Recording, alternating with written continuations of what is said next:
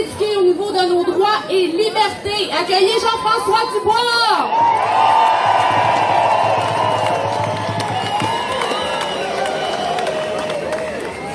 Salut tout le monde! Merci d'être là malgré la pluie abondante. Hier, j'étais à Montréal, c'était un peu le même discours, je suis désolé pour ceux qui étaient là. Mais pour ceux qui étaient là, prenez plus de notes cette fois-là. Je veux préciser, pour pas faire grogner le barreau, que c'est mon opinion personnelle. Oui, j'ai une formation en droit backée par des avocats et des juristes, mais c'est quand même mon opinion personnelle. Donc à vous de vérifier vous-même la loi. C'est important. Donc, on va parler un peu des jugements de Nuremberg. Aujourd'hui, je ne veux pas m'adresser seulement à vous autres, mais aux polices sur place. Parce que les polices, vous êtes nos protecteurs. Puis sans vous autres, c'est difficile d'avancer. On peut avancer, mais ça avance beaucoup plus lentement. On a besoin de votre aide.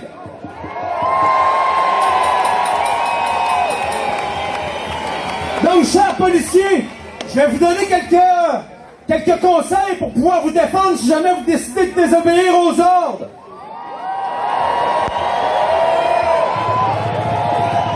Donc on y va avec quelques citations de la Cour de Nuremberg et de la Cour suprême du Canada. Comme le procureur français François de Menton au procès de Nuremberg le citait. Ces crimes ne peuvent pas être justifiés par le prétexte d'un ordre supérieur donné par Hitler aux accusés ou encore l'ordre supérieur n'exonère pas la responsabilité d'un agent d'un crime manifeste. Ce qui veut dire que vous ne pouvez pas vous cacher en arrière de votre uniforme puis faire n'importe quoi.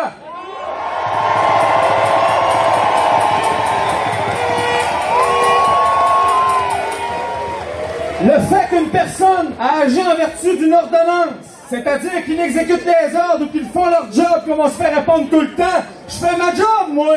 Mais fais-la comme du monde, ta job!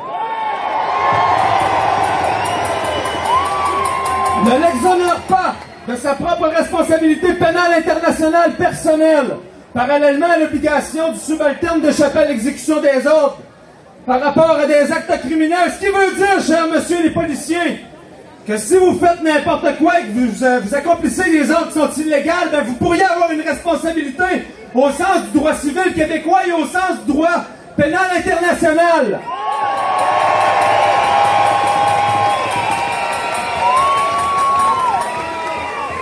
Là, il y a des gens qui m'ont dit « Ouais, mais JF, tu t'éterres des vieilles affaires à Nuremberg. » Sachez que la Cour suprême, en 2019, elle a rendu une décision dans laquelle elle rappelait les mêmes principes.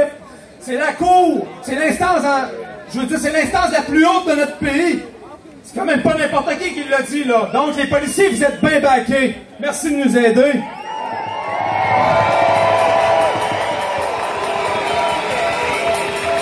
Ce qui m'amène à l'affaire Kossoyan. Vous en avez peut-être entendu parler, la madame avait refusé de tenir la main courante dans le fond, dans le métro, l'escalier roulant. Puis le policier l'a ramassé en haut. Et finalement, elle a gagné en Cour suprême en disant, regarde, l'ordre était illégal, j'ai désobéi, j'ai refusé de m'identifier, et c'était dans mes droits, puis la Cour lui a donné raison.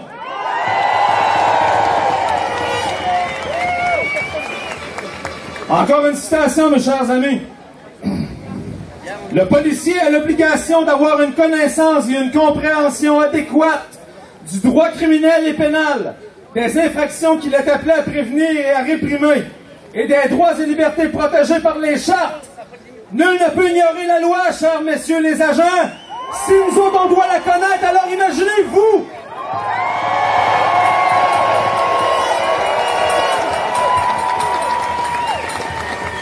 Je continue, c'est encore meilleur le bout qui s'en vient.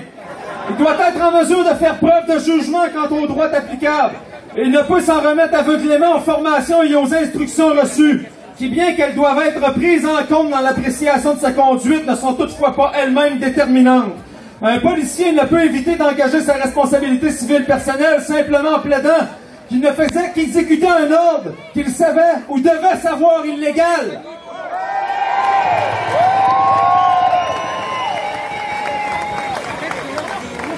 Moi, mes feuilles sont collées par la pluie. Donc, je veux vous donner une disposition de droit importante.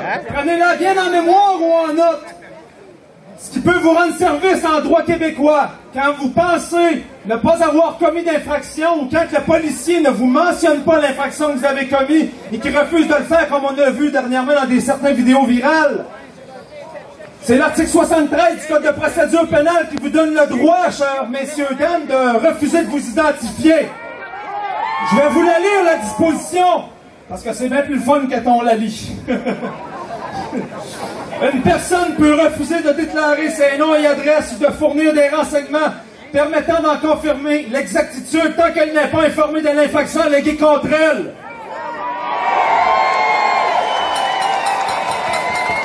Ce qui me conduit aux affirmations suivantes. Encore un autre petit renvoi de la Cour suprême de 1998. Oh, je sais ce que vous allez me dire, mais dans ce dossier-là, Maître Bertrand était parti.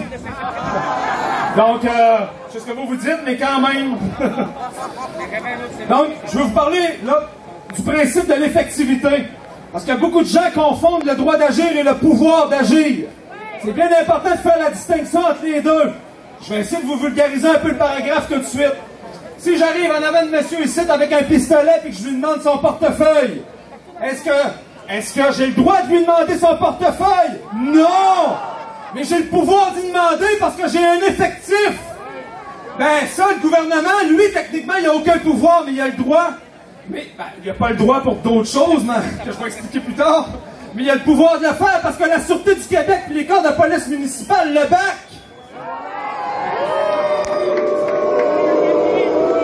Exactement où? Donc, je vais faire maintenant la citation de la Cour suprême, que ce soit plus clair.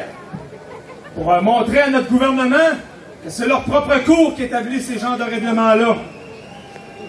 Désolé si c'est un peu plus long que je devrais. Il faut bien faire la distinction entre le droit d'un peuple d'agir et son pouvoir d'agir. Ils ne sont pas identiques. Un droit est reconnu par la loi. La simple possibilité matérielle n'a pas nécessairement le statut de droit. Le fait qu'une personne ou un groupe puisse agir d'une certaine manière ne détermine aucunement la qualité ou les conséquences juridiques de l'acte. Un pouvoir peut être exercé même en l'absence d'un droit, mais ce pouvoir est alors exercé sans fondement juridique. Maintenant, je vais vous donner mon avis personnel encore, et selon l'avis de plusieurs juristes, pourquoi est-ce que, selon moi, les policiers agissent illégalement au Québec, excusez-moi, au Québec. Je vais vous donner un petit exemple législatif parmi tant d'autres, parce que oui, il y en a du stock qui ont violé. Le Parlement, juste en arrière de nous autres. Il y en a pas mal du stock qui ont violé. Mais on va sortir un exemple.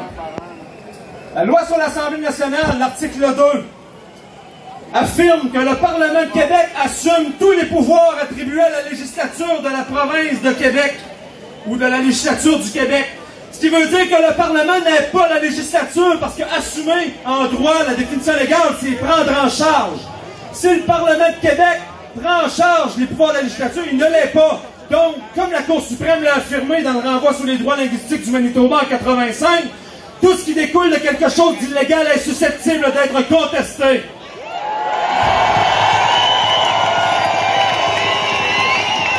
Ce qui veut dire, on en arrive au cœur du sujet, tous les décrets liberticides qui ont été adoptés pour nous foutre un masque dans la gueule, selon moi et selon l'avis de plusieurs juristes, c'est illégal.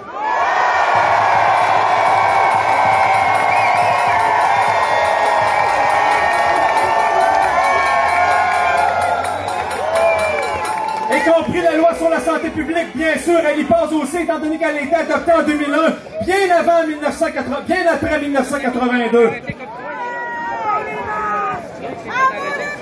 Donc, on continue avec une dernière disposition de droit.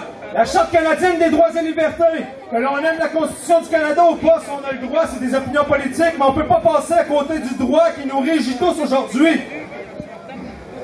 La Charte canadienne des droits et libertés garantit des droits et libertés qui y sont énoncés.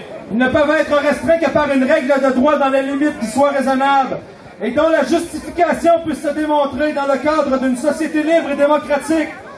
Vous allez répondre, est-ce que c'est justifiable qu'on suspende les droits et libertés de toute une population alors que le CDC lui-même fixe le taux de mortalité entre 0,2% et à 0,3%?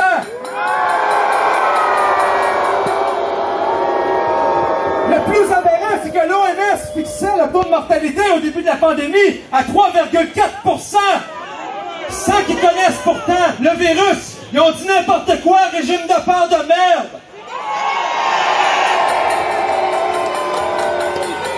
Je veux juste terminer en vous disant, mes chers amis, le barreau du Québec, il y a 2 ans, m'a menacé par téléphone. Il m'a dit, cesse tes vidéos, on va te poursuivre, puis supprime ceux que t'as fait. J'ai dit, jamais je le ferai.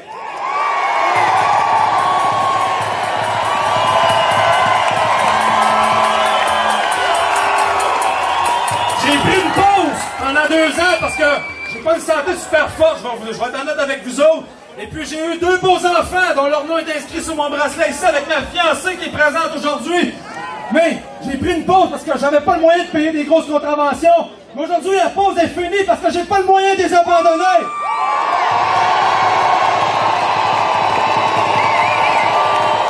Je vous remercie beaucoup d'avoir été là. J'ai fini. Désolé pour le temps.